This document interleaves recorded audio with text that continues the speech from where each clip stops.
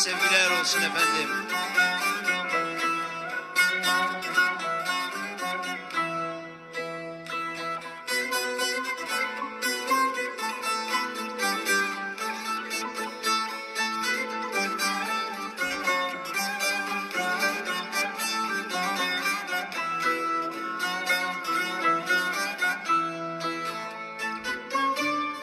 Dayanacak gücüm kalmadı artık. Oh İstanbul beni ne hale koydu. Körpe bir fidandım oy, kurudum kaldım. Ah İstanbul beni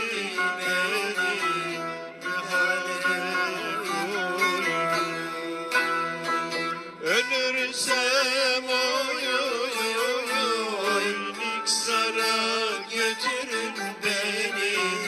Akmışın yaylasında toprağa verin. Ölürsem oy, köyüme götürün beni. Sevenlerin yaylasında toprağa verin beni.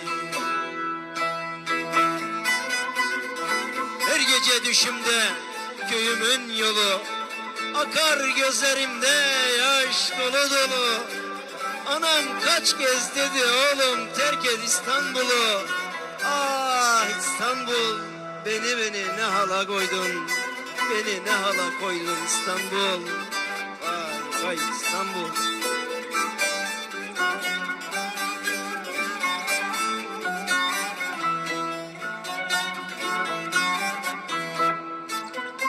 Her gece düşümde oy, köyümün yolu, akar gözlerimden oy, yaş dolu dolu.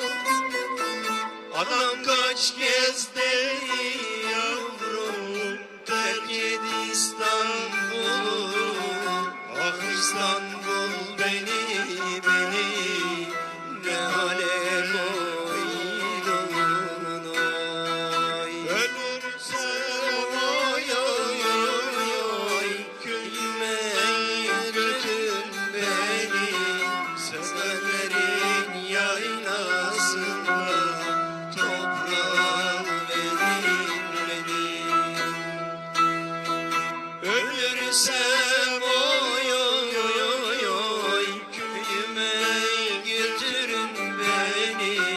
Sevenlerin yaylasından toprağa verin beni.